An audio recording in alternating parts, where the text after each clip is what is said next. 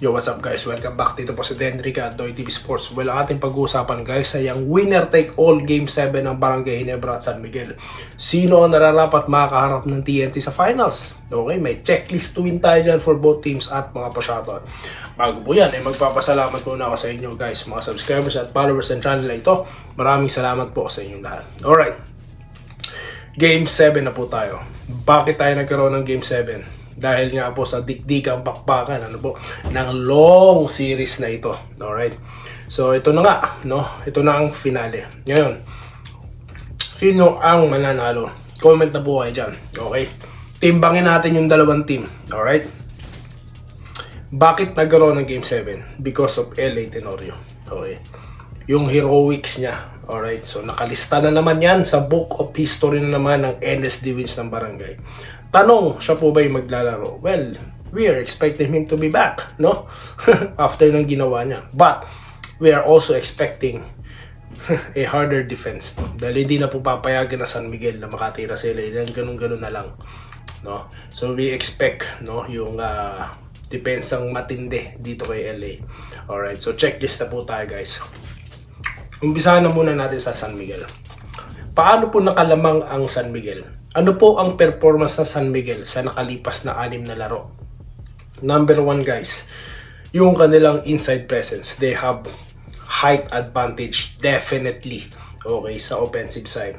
You have Junmar Pajardo and you have shooters, no?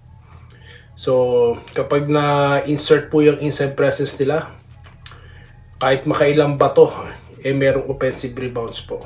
Okay. Itong San Miguel. Okay, so both po to defense and offense. Okay, Junmar Pajardo at ang kanyang partner na si Rodney Brondial. Number 2, 3-point shots. Okay, kapag po nagpapasok ang mga 3-point shots ng San Miguel, doon na po natatambakan ng Ginebra. Kailangan nilang maibalik yan. Jericho Cross hindi masyadong naramdaman yung Game 6. So antayin natin itong Game 7 yung magiging performance niya. And lastly guys, okay, yung number 3 naman po is yung kanila pong deep bench, no? Okay, so ramdam po yan. Nalunod po ang Ginebra sa deep bench ng San Miguel. So, anong ibig ko sabihin? Well, all of them must contribute, di po ba? Pinurst 5 na nga po si Cruz para maramdaman na kaagad Yun nga lang, hindi masyado, di po ba? So, yan po ang checklist to win for San Miguel. Dito naman tayo sa Ginebra. They should not allow Junmar Pajardo, no? At itong si Rodney Brondial na pumuwesto sa ilalim para po makakuha ng defensive rebounds or offensive rebounds. Okay? Bakit? Dahil kapag po nangyari yan, no? Wala silang fast break opportunity, di po ba? Then at the same time, no? San Miguel will gonna hit more 3-point shots, di ba? Dahil meron silang chances to shot the ball, no? The second time around or third or fourth pa yan, no? So they should box out tong dalawang ito. Okay? That's number 1. Number 2, yung kanilang opensa. Okay? Nakita natin sa game 1, 3 at ito po 6. Na kahit po hindi pumapasok ang kanilang 3-point shots, yung kanilang offensive mind, no? Yung kanilang play, no, hindi lang focus sa 3-point shots, meron silang inside, no, kahit na sila'y disadvantage, di po ba? So yan po, tutuloy lang nila yan, no? Avoid turnovers. At sa pangatlo po, of course, depensa, no? Kapag po walang depensa, pagka po papatay-patay ang depensa, dyan sila natatambakan. So they need, no, to make sure na talaga mahigpit yan, no? Don't allow 3-point shots. They're having a very good job on defending the best shooter in the league na si Marshall Lassiter, no? Kailangan lang ulit gawin nila yung ginawa nila in Game 6, no? Yun lang po.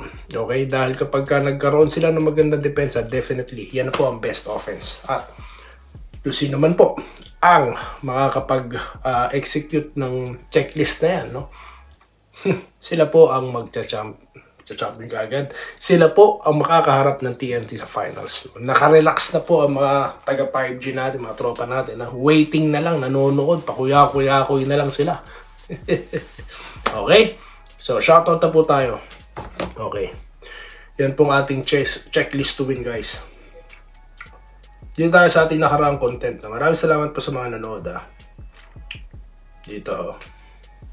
Sa ating Gilas, no, may nag-update po tayo about Gilas Pilipinas, no. Okay, yung mga bagong players, then at the same time yung kanilang first practice. Dito tayo kay Sir Joseph Pineda na nag-good day, no. Salamat daw po sa mga pa-shoutout. Maraming salamat po, no, sa inyong pa-more power, ha. Salamat sa inyo, Sir Joseph Pineda. Yingbo Telyagen. SMB, go. Nako. Okay, so solid po ito si Sir Yingbo, ha. Okay, Sam Haldos, CJ lang kaya pumasok kasi magagawa yung lumusod sa loob, maluwag ang butas sa loob. Well, na-miss po na San Miguel yung scoring ni CJ Perez, no.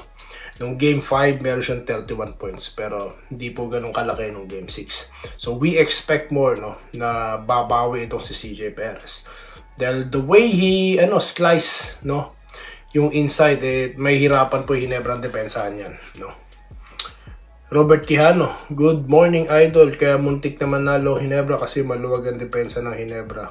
Kaya nakakalusot ang player na San Miguel. Yun na nga po, no, sa checklist to win natin, number 3. Kapag na-check nila yan, alam na this, okay. Gerald Castillo, may mga big man tayo but not big enough to support Japet. Need ng big man na kayang pumuntos at dumipensa. Di na po, no? Di na, may Troy Rosario ka na no? Kailangan lang po ma-maximize ng husto si Troy Rosario. Tama na po yan, napaka-OA na po, no? You have Malonzo, no? Diba? Kailangan ko lang lahat paganahin niya mga yan. Diba?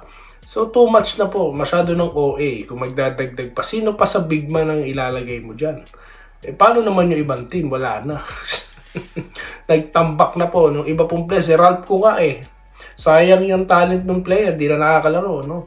Yung mga nasa aparador na po ng Ginebra, yung si, tawag dito, nakalimutan ko na yung isa. Tawag dito, yung Pesumal, di po ba? So, di na kailangan, no? Gerald Castillo, si Tenorio na lang ang true-blooded NSD player na Ginebra. Si Pinto at Mariano, okay din yan. At David, ang galing sa trade ng ibang teams. Walang puso, yun lang, no? Kailangan pong mag-focus. Okay, Abarrientos, you should be focusing, no? Ako, siguro, masasabi ko, no? Ayaw na, personal na lang. No? Ang ating pong sisingilin dito, si Abarrientos, no? Dahil malaking bagay po kapag siya umiscore. Yung scoring niya po ang kailangan dyan, no? Kung kayo po yung mga taga Ginebra, no? So, iyan po hamon sa kanya. Kailangan pa bang palaruin si LA? No? Anong ginagawa nyo dyan, Aken Misi? Anong ginagawa nyo dyan, Abarrientos? Kung si Tenorio, no? Nakakahiya po yan. Sa totoo lang, no? Yung performance si Tenorio, pinahiya kayong dalawa. No? Yan po yung matindi dyan, no? You can't do it. That's why the veteran guard pinasok sa loob. No? You should prove your worth, guys, no? Di ba? Good luck Ginebra sa Game 7, Isidro Alingod. Alam nyo, mas pinagkakatiwalaan ko pa nga yung Mark Cagiwa, no? Kung makakalaro lang ulit yung mga yan.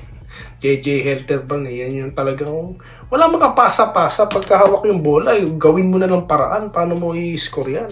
Hindi yung kaganon mo, titira, tapos anong klase yun? No? Dapat buwan loob, walang takot, no? Okay. Rodwaldo Prastilla, good morning Doy TV, napakaganda ng tirada ni Tiniente. Yes, wala kasing hesitation, nakita nyo, tira-tira, no? Wala yung mga kasi focus siya ang mata niya, no? Nasa field goal, ganun. Hindi yung ano ba to, papasok ba to? Baka hindi to mapasok sa reels, baka ganun yung isipin na ibang player, no?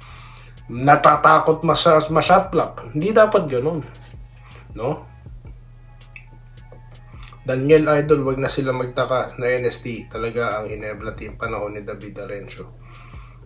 Yes. Wenceslao Hapon, good morning Boss Doy TV, good luck sa Barangay Ginebra. Robert Kayjab, good morning Vincent Naba, no? Okay, for the win daw po. Manuel Dulay, pag di umabot ng 100 score na SB, sigurado panalo daw po Ginebra. Rodante Sabida, Doy TV, nasa atin ng momentum.